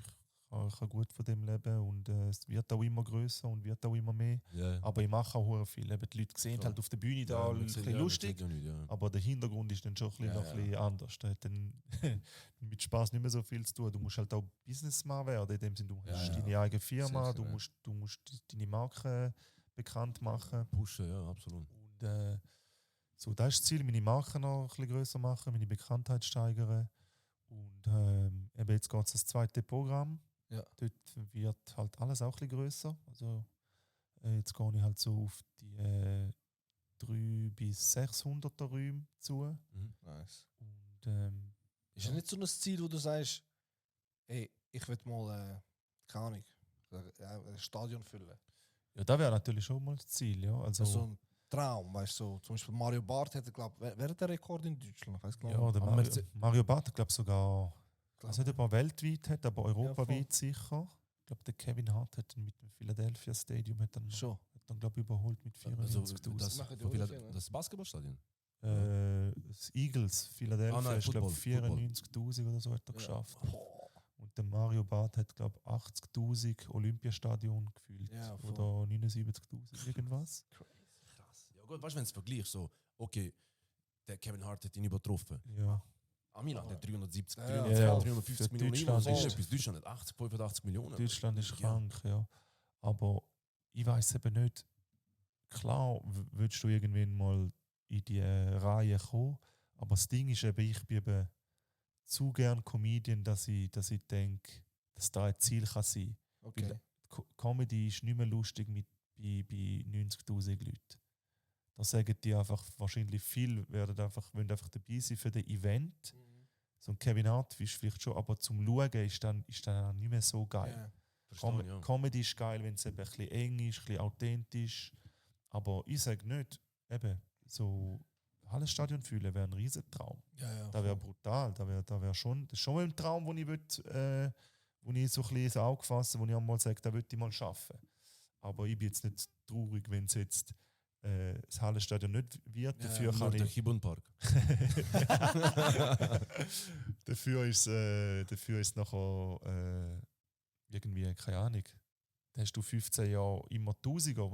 Wenn du immer 1000er spielst in der Schweiz, bist du saniert, dann bist du mehr als dabei. Ja. Weißt du? Ja, absolut. Aber ja, das wäre schon geil. Also eben. Oder viele machen sogar, weißt du, viele Komödianten jetzt machen ja viele TV-Show. Ja, Ist nicht voll. auch so ein Traum, so Ja. im Fernsehen? Nein, da muss ich sagen, im Fall ist nicht unbedingt ein Traum. Schon. Nein, muss ich sagen, ich würde anschauen, wenn es so eine Anfrage würde kommen, Ja, dann würde ich natürlich klar. sicher, du bist ja dann voll, wie viel, dass du von dieser TV-Show ja, kannst ja. entscheiden, ist dann Ja, auch das wieder. ist Ja, So, gesehen, ja. wenn viele an den TV-Show-Accounts sind in dem Sinn bekannt worden, aber sind nachher voll in dieser Mainstream-Schiene gefahren. ja. Wenn du TV machst, dann musst du einfach breit werden, für Ja. für jeder Mann und jeder Frau erreichbar. Und mein Humor ist halt wirklich halt nicht unbedingt so für jeder erreichbar. Mhm. So, wenn ich etwas mache, dann würde ich halt meine Humorfarbe reinbringen und etwas Neues erschaffen und nicht etwas, was es schon Was schon mal gibt, ja. gegeben hat. Ja. Aber Und du bist halt so voll in Self-Control. Weißt du, wenn Voll. TV-Show bist halt mega abhängig ja, vom voll. ganzen Medium. Genau. Jetzt Voll. machst du alles mit dem Telefon, Ja. nimmst dich auf, Kamera. Dort hast du Autorenteam, wo dir Ja, das Zeug absolut. schreiben. Dort Ja, hast, genau. wenn du wie Dave Chappelle, wenn du voll Cheaten. frei kannst sein und du kannst deinen Humor einbringen, dann ist es perfekt. Dann Ja, klar. würde ich sofort sagen, ja, machen wir. Aber heutzutage ist es immer so, ja, das darfst du nicht. Das Und darfst du nicht im ja, da müssen wir halt Fernsehen, noch ja, eben, ja. wir haben eben auch noch viele, die 65 sind und die wollen wir dann auch noch, Ja, bedienen sind- und so. Ja, Ja, dann denke glaubst- ich mir so, ja, Bro. Glaubst du, ist das dein Erfolgsrezept? Dass du voll du selber bist? Ja, ich glaube schon. Ich glaube, die Leute nehmen mir da voll ab, wenn ich erzähle. Ich verarsche Leute auch nicht. Ja. So, wenn ich ich mache ja auch Kooperationen mit Marken. Ich mache nur Sachen, die ich selber gut finde. Und lehne aber auch viele Sachen ab. Wenn ich sage, ich habe eine Anfrage für irgendein Getränk, das ich nicht trinke. Und sie sagen, ja, mach uns Content, wir geben dir 10.000 Stutz. Dann sage ich, nein, ich trinke das nicht. Es ist nicht authentisch. Ja, voll. Ich kann nicht da gern haben, nur weil mir jetzt Geld gezahlt wird. Aber dann sagen doch die Leute, sagen dir doch dann einfach die von dem Brand, von Cola oder was auch immer, sagen dir doch dann einfach, ey, einfach mal machen. Hey, Rivella hat jetzt das Ding auch ein bisschen geklaut, man, habe ich gesehen. Schon? Ja, also ja, eben, du kannst ja da nicht patentieren. Ja, so. das Es ist klar. ja einfach du kannst ja da nicht einfach nee. Aber Oh. ich habe jetzt gemerkt, schon 2-3 Marken haben schon so ein bisschen da das einfach mal machen. Genau. Und ich denke, Wechsers. Hast du Voll. einen Tipp für die jungen Komödianten da in der Schweiz, die uns vielleicht gerade hier zuschauen? Wo du sagst, Ja. hey, look, auf das musst du schauen, dass du... Werdet lustig. ja, das ist nicht mal so ein schlechter Tipp eigentlich. Nein, ich sage da eins, hört auf denken, dass ihr irgendetwas sind, Mann. Ich schwöre, Krass. das ist bei mir auch so, ich mache mein Ding, ich habe nicht das Gefühl, dass ich irgendwie prominenter bin als irgendjemand anderes. Crazy, Es kommt einfach durch Reichweite, aber ich bin genau noch gleich. wie Auch recht authentisch, wie Ja, das ganze ja. Deutschland gekommen ist. immer. Wie Und real. es gibt Leute, die 30 Auftritte haben und dann das Gefühl haben, dass sie irgendwas sind. Und ich sage, Bro, du hast noch nichts in deinem Leben gemacht. Du hast noch nicht einmal Leute in dein Solo, du hast gar nichts erreicht, du hast noch nichts gemacht. Was ist mit dir los, Mann? Du wird zuerst mal lustig, schau mal, ob da überall funktioniert, man. Und dann reden wir nach 2 bis 3 Jahren nochmal. Weil es gibt viele, wo einfach das Gefühl, so Arroganz, das ist für mich etwas vom Schlimmsten, wenn man wirklich so eben Leute sagen mir auch so, so andere Comedians haben mir auch schon gesagt, ja, wieso gehst du da mit der nicht und da viel zu lange noch etwas trinken mit deinen Fans und noch Fotos und Autogramm. Ich so, Bro, die Leute, sie haben für mich Geld gezahlt. Ja. Die Leute sind gekommen für mich. Ich habe, wenn es böse oder wenn es blöd sagst, die zahlen in dem Sinne auch meine Miete irgendwo durch. Ja. So. Also irgendwo durch die zahlen deine Miete. Ja, ist halt, ich Du biete zahlst halt einfach keine Miete. Weißt du? ja, ey, wir hören auf mit Comedy, es funktioniert nicht. Ich habe auch nur ausgelehnt, da, die nachher mal nicht wieder. Nein, aber eben, ich bin voll bodenständig. So. Aber ich Ja, glaube, aber man das ist merkt's auch. ich glaube, das ist auch ein mega Problem. Einfach Social Media, ich glaube, ist in dem Aspekt ein mega Problem. Weißt du, wenn jemand die ganze Zeit nicht national erkannt wird oder weißt du, in der Gegend erkannt wird irgendwie und dann durch Social Media hast du dann irgendwie mal, die haben mit 450 Follower, 250 gehabt. Ja. Überhaupt nicht judgen oder so, ich bin auch keiner mit viel Follower oder so, Ja. nichts, wo mich catcht oder so. Ja. Aber weißt du, wenn dann so, mir folgen 1000 Leute. Ja. Oder schön für dich. Ja, fix. Schön für dich, Ja, du bist ja. immer noch ein Böck. Voll. Aber Und eben, ich glaube, aber ein gewisses Ding ist halt wirklich, wo du so, wenn du, keine Ahnung, wenn du 1 Million Follower hast, weißt du, viele Leute schreiben dir da. ja.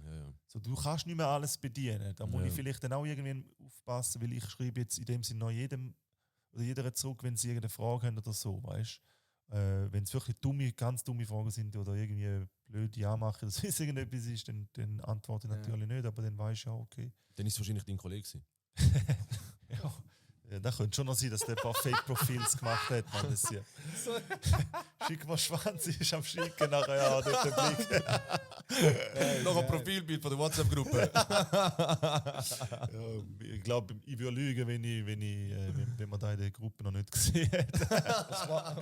Was machst du denn was macht Fabio, wenn er nicht lustig ist, neben Comedy? Bro, dann bin ich viel mit meinem Hund unterwegs, Mann, der Tyson. Grüß an Tyson. Grüß ihn. Tyson Abi, mein bester Mann. Abi. Heißt gleich wie der Hund von meiner Schwester. So der Standard-Hundename. Ja, ich habe ihn übernommen von einer Familie, Ah, wo so okay. wo nicht klar ist. Oder wo er einfach wollte abgeben und dann hat er den Namen schon gehabt, eigentlich Chapo. Chapo. Von El Chapo, ich bin halt so Drogenbaron-Fan, so. Das ist voll meine Welt eigentlich. Ja. Und wenn ich nicht Comedian geworden wäre, wäre ich Sinaloa-Kartell irgendetwas machen. Man. So pasa, kurz tío, davor vamos. gewesen, so kurz davor gewesen. ¿Qué pasa, tío? Vamos a ver qué pasa. Wäre geil. Wäre Ich geil. schwöre, der erste Gringo, der Kartell übernimmt. Ja. Ja. Nein, Wäre auch aber etwas. das wär schon- Miklo. Miklo. Übrigens, ich bin fast mal in dem Scheiß gelandet, Mann, in Mexiko, wo ich auch, das ist ja auch schön am Humor. Wenn du Humor hast, da ist ja Sprache, kannst du mit Humor überwinden. In dem Ja, ja. Sinne. Ja. Und dann bin ich in Tulum gsi. Dort war noch nicht so touristisch gsi und hure abgefuckt hinten dran, habe ich so Airbnb gehabt. Ich keine Ahnung, was dafür gegeben. Ich habe einfach geschaut, da ist okay, Ja, ja. passt. Und dann bin ich einmal so mit den Flipflops dort durch die Ghettos gelaufen von Mexiko und dann alles auf dem Töffel mir mal anschauen, weißt du, so hure böse und ich laufe so ganz easy und dann die haben sich so gefragt, Bro, was macht der Behinderte? Ist der dumm, Mann? Was machst du da, gell? Und dann bin ich so mal ins Gespräch gekommen und dann haben wir irgendwie, dann habe ich auch so ein bisschen angefangen, habe ich so ein bisschen Spanisch können, also ich habe ein bisschen Spanisch und dann mit denen angefangen zu reden, so ein paar Witze gemacht und dann haben sie mich voll lustig gefunden so und am Abend bin ich mit denen so am Hühnchenbrötchen So gewesen geil. und so die schlimmsten, weißt du, wahrscheinlich die schlimmsten Verbrechen, Ja, und voll. alles voll tätowiert, ich habe auch tätowiert, nachher, ja man, das war geil gewesen. Crazy. Aber eben, süß, ja, keine Ahnung, was soll ich den Comedians noch sagen, eben, macht einfach weiter, glaubt an etwas vor allem, das ist auch wichtig. Gibt es Und- nicht so ein Keimrezept, wo du sagst, Schau, mit so gehst du viral. Mach jetzt so, so Ah. gehst du viral. machen So. Videos so Banane. Zeig es aus. Ja, nein, der Viral Go-Code habe ich selber auch nicht so knackt. Bei mir ist es einfach so, ich lade einfach auf, wenn ich selber gut finde. Und mittlerweile macht man keinen Stress, weil Social Media ist ja voll Abfuck, man. Du bist immer am Schauen, da Zahlen, Klicks, bla bla bla. Wenn ich etwas poste, lade ich es auf, dann schaue ich es vielleicht ein paar Stunden nicht mehr an, dann schaue ich mal wieder rein, wo steht es, aber ich lösche nichts oder so. Dann mache ich mir keinen Stress. Wenn es viral geht, habe ich Freude, wenn es nicht viral geht, scheißegal. Halt habe ich noch andere Videos, die kommen. Und, du musst einfach immer dran sein und dann... Ihr kennt es auch, ja TikToks, sie machen ja auch Videos die ganze Zeit. Einfach aufladen. Ja, voll. Irgend- Prinzip einfach aufladen. Ja, musst einfach machen. Ja. Vor allem musst du auch ein bisschen Einfach Angst verlieren. Ja. Also Leute haben Angst, du könntest online dich ein bisschen versprechen, weißt du? Und so. Dann denkst du, amigo, Mann. Ja, du musst immer denken, schau, wir sind Leute mit Ansprüchen. So TikToker, keine Ahnung, die Vollidioten von, ich weiß jetzt nicht, wie die alle heißen, aber wo nur Scheiß machen, wo sich live filmen, Die TikTok ja, da die Live-TikToks, Challenges, das ist der grösste Scheiß. Das ist schon behindert. Du lernst nichts, du hast einfach nur, du absolut. siehst einfach so den Schmutz von TikTok. Schmutz von Content. was Ja, es gibt, und die Leute schauen es einfach, weil sie denken, Alter Mann, jemand ist noch schlimmer dran als ich. Ja, Weißt du, es ist so. genau das Feeling. Und die denken sich aber nicht, die machen sich keine Gedanken, wie reden die Leute, sondern die laden einfach auf. Und dann wird halt geschaut, das Zeug. Ja, voll. So eben. Was denkst du, wie wichtig ist, natürlich, aber erzähl mal das in deinen Worten, Ja. wie wichtig ist Lachen im Leben? Dass man das alles nicht so ernst nimmt. Alter, Lachen, habe ich auch jetzt gemerkt, ist etwas vom Wichtigsten, was es gibt. Die Leute, darum, ich glaube, mittlerweile ist auch so, Alter, wir sind in einer Katastrophenzeit momentan. Ja. Also, ich kann mich nicht erinnern, wenn das es so schlimm war, so um die Welt, so was alles rauskommt. Mit Social Media kommt da so viel auf. Ja, Keine Ahnung, jetzt mit dem P. Diddy, mit der so absolut. Epstein, was dort alles im Hintergrund läuft, mit den Kindern, Verschleppungen und Auch mit der Krieg. Auch mit der KI. Ja, nur, Alter, du kannst Leute werden auseinandergenommen, zum Teil halt auch falsch beschuldigt, aber wirklich, die Zeiten sind brutal hart. Ja. So, eigentlich hättest du gar nichts zum Lachen und darum ist eben genau wichtig, dass du Sachen raussuchst, die halt glücklich machen. Weil Zeitungen oder die Medien, die holen ihre Klicks nicht mit, hey, ein Panda-Bär ist geboren und er ist mit einem Bürzelbaum rausgekommen und Ja, alle haben voll. gelacht, sondern die sagen, da ist wieder jemand gestorben, da ist wieder passiert, dann Sensationsgeilheit. da gibt es wieder Krieg, da Ja. ist wieder so und so. Und du bist ja den ganzen Tag nur mit negativem Scheiß beschäftigt, Mann. Wie mir auch. Ich gehe am Morgen Blick, 20 Minuten lesen, nach 2 Minuten, mich schießt schon an. Ja. Da Unfall, da 2-Jährige tot, dort 6-Jährige verschleppt, dort willst du wieder ein Pädophile am etwas machen. Da ist das Baby falsch entsorgt. Der Baby fast jetzt so. Bro, nur so Scheiß, Mann. Ja, Und dann ja. denke ich mir so, schau, es ist einfach, das sage ich auch in meinem Programm.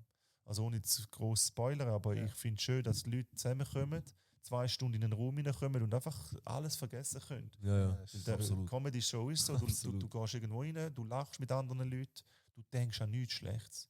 Du Das willst ist schon einfach, schön, ja. du lässt mir etwas jemandem zu, lachst und nach diesen 2 Stunden hast du vergessen, was heute vielleicht passiert ist. Einfach hast du heute irgendeinen Mensch verloren oder keine Ahnung. Und darum, Lachen kann hure viel überwinden. Ja. Ja, Absolut. stark, mega gut. Darum ist da auch etwas vom Wichtigsten, was es gibt. Auch wenn es so ein bisschen so klischeehaft tönt, weißt du, so Lachen jeden Tag und bla bla bla, Ja, so ja. die Wandsprüche, die du einmal hast. Ja, wahrscheinlich ist das Aber- irgendwo tätowiert. Ich schwöre. So richtig anschauen. Nein, das noch nicht, aber ja, es ist schon sehr wichtig. Nice. Geil. Ja, ciao. Easy, ciao zusammen. Nein, ist noch, wir kommen langsam zum Schluss. Wie sieht es aus? Hast du da noch an unsere Zuschauer so ein Schlusswort? Zu mitnehmen? Es läuft auf Albanisch, vor allem in der. Oh! Ich habe gedacht, er hat es geschafft, einmal ein Video machen ohne Ja. Daten zu machen. Du hast es verkackt. Ja, Nein, keine Ahnung. Ey, danke, dass ihr da sein dürft. Danke, dass ihr reinhört. Checkt meine Tourdaten ab. Es gibt noch ein paar Tickets. Und im Anfangs Mai kommt dann die neue Tour. Dort wird dann auch alles wieder aufgeschaltet, wird alles ein bisschen grösser, ein bisschen geiler. Und ich freue mich aufs neue Programm. Und genau, checkt auch euch ab. Lustig. Talk it like lustig. Genau. Einfach mal Einfach mal reinlassen. einfach mal nicht hören und einfach durchlaufen lassen. Ja. Das Views ist ein bisschen generiert. Views generiert, Mann. Und Geil. sowieso immer 5 Sterne geben. Genau, Bewertung Okay, sehr gut. Gute Ding. Danke vielmals. Falls ihr jetzt Ja. gerade auf Spotify sind, gebt uns bitte 5 Sterne. Dankeschön. Danke vielmals. Weil da ist das Kleinste, was du machen kannst. Ja, ja. Das ist Wenn du das nicht mehr kannst machen, bist du der größte Uhrensohn. Ja, nein, wenn nicht mal kannst du einen 5 Sterne drücken geben, Ja, einmal ja, so einen ja. Klick machen, Ja, ja. Bro, dann gönn Push doch. it doch gegenseitig, aber Gönn doch, gönn doch. Wir haben, Leute haben ein bisschen Podcast, da ist Beef untereinander. Wir müssen mal irgendwo auf TikTok live schlägern miteinander, dass Ja, wir mal voll. viral gehen oder so. Nein, 22.05. Ich denke, wir nehmen uns die Zeit. Ja, okay, er sind im wir- Fall eingeladen. Er sind Wow, Dankeschön. nein. Das heisst, ihr müsst Oh. unbedingt Tickets jetzt holen, weil Ja, 2 voll. Tickets sind jetzt gerade wieder weggegangen. Schon wieder weg. Ja, es hat, glaube ich, noch etwa so 40 Tickets. Und 38. 200 irgendetwas. Also jetzt noch 38. Shit. Geil.